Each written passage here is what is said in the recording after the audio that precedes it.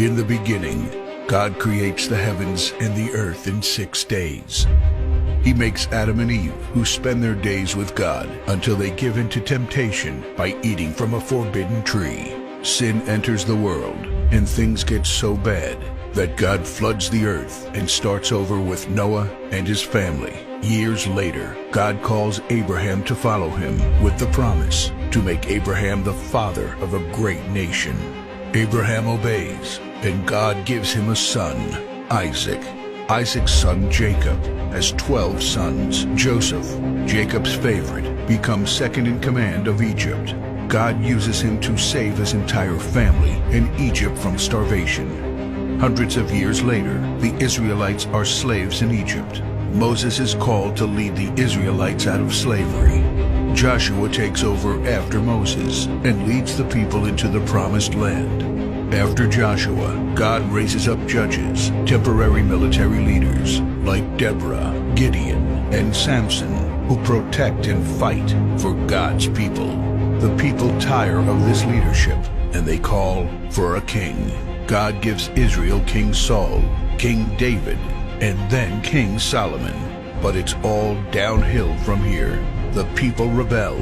The kingdom of Israel is divided, and everyone turns their back on God. Prophets like Elijah, Isaiah, Micah, and Jeremiah warn that if people don't repent of their sins, there will be consequences. But the people ignore their warnings.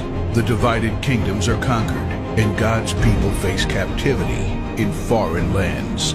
People like Daniel show great courage and stand up for God when no one else does. Some of the exiled people return to the promised land, but for 400 years, God is silent. No prophets, no miracles, and no angel visitations. But then, the silence is broken when Jesus is born. He lives a perfect life, teaches truth, and performs miracles, proving He is God. He shows us the full extent of God's love by taking our place and dying on the cross for our sin. He is placed in a grave, but 3 days later, Jesus rises again, conquering sin and death. His followers travel the world, sharing the good news of His love and starting churches.